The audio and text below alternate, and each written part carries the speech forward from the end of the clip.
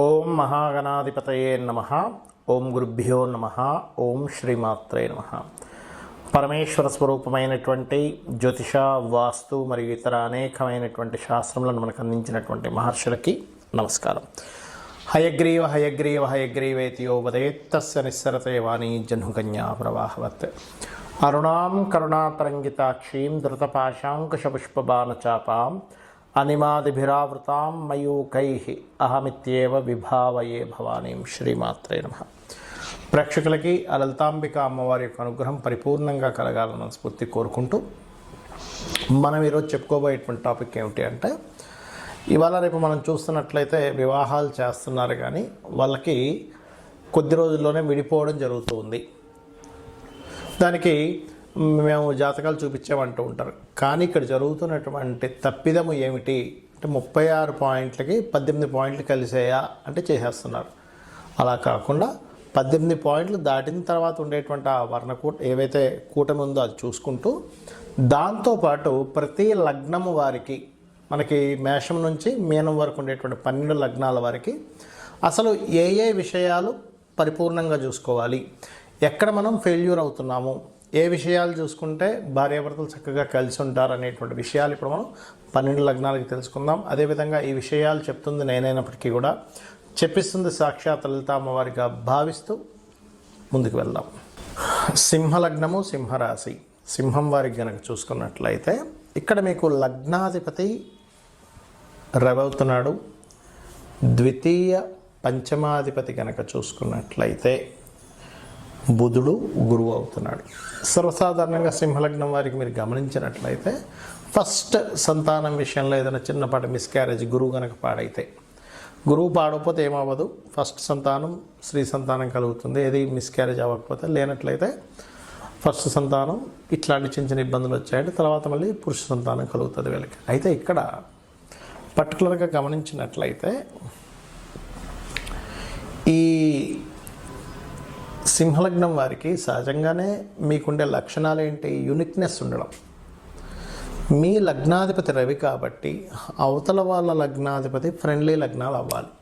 అంటే గురువు లగ్నం, కుజుడు లగ్నం, అంటే మీనము, ధనస్సు, మేషము, వృశ్చికము, సింహ, కర్కాటక లగ్నాలు ఫ్రెండ్లీ లగ్నాలు అవుతాయి. అదేవిధంగా మీకు సప్తమ స్థానాధిపతి శని. ఇక్కడ మీరు సింహలగ్నమైనా మీరు చేసుకునేటువంటి అబ్బాయి కావచ్చు, అమ్మాయి కావచ్చు, వాళ్ళది సింహలగ్నమైనా మీరు చెక్ చేయాల్సింది ఏమిటంటే, ప్రధానంగా వివాహానికి కారకుడైన శని ఎలా ఉన్నాడు ఈజ్ మోస్ట్ ఇంపార్టెంట్. సింహలగ్నం వారు వివాహం చేసేటప్పుడు ఆ శని గనక పాడైతే వివాహ జీవితం సరిగ్గా ఉండదు. మరి వివాహం అవ్వాలి అని అనుకునేటప్పుడేమో శని, వివాహం తర్వాత ఏంటి పరిస్థితి అన్నప్పుడు చంద్రుడిని తీసుకోవాలి, 12వ అధిపతిని. ఈ చంద్రుడు కనుక పాడయ్యాడు అనుకోండి, వీళ్ళకి సెక్సువల్ కంపాటబిలిటీ సరిగ్గా ఉండదు. వివాహం తర్వాత ప్రతి చిన్న విషయాల్లోనే మనస్పర్ధలు వస్తుంటాయి. సింహలగ్నం వారికి చంద్రుడు కనుక పాడైతే, అదే సింహలగ్నం వారికి చంద్రుడు బాగున్నాడు అనుకోండి, వాళ్ళకి ఇంకా బాగుంటుంది ఆఫ్టర్ మ్యారేజ్ తర్వాత. అంటే ఇక్కడ ఓన్లీ మీ యొక్క చంద్రుడు మాత్రమే కాకుండా అవతల వాళ్ళ 12వ అధిపతి ఎవరు అనేది కూడా చెక్ చేసుకోవాలి. ఇక్కడ కుటుంబ స్థానాధిపతి బుధుడు అవుతున్నాడు కాబట్టి సర్వసాధారణంగా బుధుడు అంటే ఏమిటి? మీకు ధనాన్ని ఇచ్చేవాడు. ఏదైనా వ్యాపారము, లేనట్లయితే any consultancy related, calculative related, ఇట్లాంటి వాటిలో ధనం ఇస్తాడు.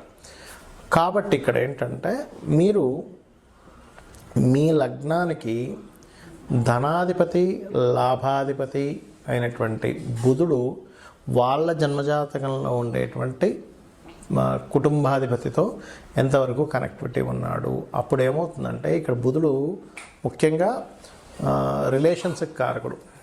మీరు ఉదాహరణకి సింహలగ్న జాతకంలో చేసుకుంటున్నారు, కానీ ఆ సింహలగ్న జాతకుల యొక్క బుధుడు పాడయ్యాడు. అప్పుడు ఏమవుతుందంటే, మీకు వాళ్ళ యొక్క కుటుంబ సభ్యులతో లేదా మీ రిలేటివ్స్తో ఆ అమ్మాయితో అబ్బాయికి కనెక్టివిటీ అనేది సరిగ్గా ఏర్పడదు. పాడైతే బాగున్నదనుకోండి, అక్కడ బుధుడు వాళ్ళకేమవుతుంది, రిలేషన్స్తో బాగా కలుస్తారు. వాళ్ళు రిలేషన్స్తో కలిసేటువంటి యోగం బాగుందా బాగాలేదా ఈజ్ మోస్ట్ ఇంపార్టెంట్. ఇక్కడ మరి వివాహం సరిగా మాకు ముందుకు కదలట్లేదు అనుకునేటువంటి వారు కాస్త నువ్వులు దానంగా ఇస్తూ ఉండాలి సింహలగ్నం వారు. మరి కొంతమందికి వివాహ సంబంధించినటువంటివి చూసినప్పటికీ కూడా ఒక్కొక్కసారి ఇబ్బంది అవుతూ ఉంటుంది.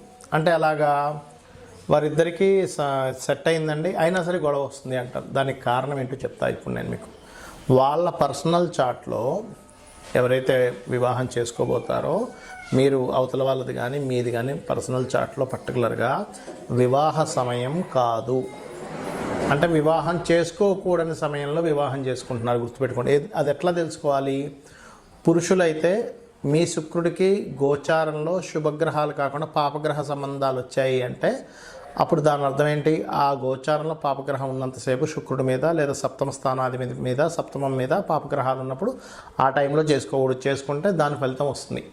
అలాగే స్త్రీలకైతే కుజుడి మీద పాపగ్రహ సంబంధం రాకూడదు. కుజుడికి కేంద్ర కోణాల్లోని, ముఖ్యంగా కోణాల్లోని, అదేవిధంగా సప్తమ స్థానాధిపతి చూసుకోవాలి. ఇది ప్రధానంగా తీసుకోవాల్సినటువంటిది. మరియు దీంతోపాటు పర్టికులర్గా మీరు కనుక ఇద్దరికి అంటే ఇప్పుడు ఇద్దరికి సరైన సమయం అనుకోండి వివాహం చేసుకోవడానికి, అప్పుడు బాగుంటుంది. అలా కాకుండా ఒకరికి బాగుండి ఒకరికి బాగాలేదు వివాహం చేసుకోవడానికి, అప్పుడేంటి యావరేజ్గా ఉంటుంది. వాళ్ళిద్దరు వివాహం చేసుకుంటే ఆ గ్రహస్థితి వెళ్ళిపోయే వరకు. దీంతోపాటు ఎవరికైనా వివాహం అవ్వటం లేదు, చాలామంది సంబంధాలు చూసుకుంటుంటారు కానీ సెట్గా ఒక్కోసారి. దానికి కారణం ఏంటంటే వాళ్ళకి జన్మజాతకంలో బలం లేదు వివాహం మీద. అలాంటప్పుడు మీరు చేయవలసింది ఏమిటి? స్త్రీలైతేనేమో నవగ్రహాల్లో కుజ శని రాహు గ్రహాల దగ్గర దీపారాధన చేయండి. పురుషులైతే శుక్రకేతు గ్రహాల దగ్గర దీపారాధన చేయండి. గోవులకి గ్రాసము తీపి చపాతీలు పెట్టండి పురుషులైతే. స్త్రీలైతే గోవులకి దేశీవాలి గోవుకి కందులేమో దానం ఇవ్వచ్చు. గోవులకు పెట్టేటువంటిది ముఖ్యంగా క్యారెట్స్, బెల్లము తినిపించండి గోవులకి. దీంతోపాటు వివాహం అవ్వట్లేదు అనుకునేటువంటి వారు ఓం కామేశబద్ధ మాంగళ్య సూత్రశోభిత కందరాయై నమః. లేదంటే వివాహం అయింది కానీ మా ఇద్దరి మధ్యన మాటి గొడవలు వస్తున్నాయి అని అనుకున్నప్పుడు మీరు ఏం చేస్తారంటే ఓం శివకామేశ్వరాంకస్త శివా స్వాధీన వల్లభాయై నమః. సమ్ టైమ్స్ ఏమవుతుందంటే మీ జన్మజాతకంలో మీకు కొంతకాలం జీవిత భాగస్వామితో ఎడబాటుగా ఉండే యోగం ఉంటుంది. అప్పుడు దాన్ని యాక్సెప్ట్ చేయండి. అది యాక్సెప్ట్ చేయకుండా దగ్గరగా ఉందామనే ప్రయత్నం చేసినప్పుడు ఏమవుతుందంటే మీ ఇద్దరి మధ్యన అనవసరమైనటువంటి గొడవలు వస్తూ ఉంటాయి. అలా కాకుండా ఒక్కొక్కసారి ఆల్రెడీ వివాహం అయిపోయిందండి కానీ సప్తమంలో పలానా ప్లానెట్ పాడవడం వల్ల మేము ఇబ్బంది పడుతున్నాం అన్నప్పుడు ఆ ప్లానెట్కి సంబంధించినటువంటి దానం ఇవ్వడం. అంటే రవి ఉన్నాడు అనుకోండి, గోధుమలు, చంద్రుడైతే బియ్యము, కుజుడైతే కందులు, బుధుడైతే పెసలు, గురువు అయితే శనగలు, శుక్రుడైతే బొబ్బర్లు, శని అయితే నువ్వులు, రాహు అయితే మినుములు, కేతు అయితే ఉలవలు. ఈ రకంగా దానం ఇవ్వచ్చు. లేదా అధిష్టాన దేవతలు అంటే సూర్యభగవాను ఆరాధించడం, రవి అయితే, చంద్రుడైతే అమ్మవారు, శుక్రుడైన అమ్మవారికి చేసుకోవచ్చు, గురువు అయితే దత్తాత్రేయుడు, శని అయితే శివుణ్ణి లేదా ఆంజనేయ స్వామిని, రాహు దుర్గా, కేతు వచ్చేసి గణపతిని. ఈ రకంగా కూడా చేసుకోవచ్చు. బుధుడైతే విష్ణువుని. అంటే అది యాక్టివ్ అవుద్ది. మీరు ఎప్పుడైతే ఆ గ్రహం యొక్క అధిష్టాన దేవతకి చేసుకుంటారో ఖచ్చితంగా యాక్టివ్ అవ్వడం. ప్రధానంగా మీరు తీసుకోవాల్సిన జాగ్రత్త ఏంటంటే మీరు ఈ సప్తమ స్థానంలోని 12వ స్థానంలో ఉండే గ్రహాలు ఎలా ఉన్నాయి, మీకు ఏ సమయంలో వివాహం చేసుకుంటే కరెక్ట్ టైం, ఏ సమయంలో చేసుకోకూడదు, ఇప్పుడు అసలు మీరు వెతుకుతున్న సమయానికి ఇప్పుడు అసలు వివాహ యోగం ఉందా లేదా, ఇవి చూసుకోవాలి. ప్రతి ఒక్కరికి కూడా 3 నుంచి 5 సార్లు వస్తుంది వివాహ సమయం. సో ఇవి చూసుకొని మీరు మీ యొక్క జీవితాన్ని ఆనందమయంగా చేసుకుంటారని కోరుకుంటూ శ్రీమాత్రే నమః.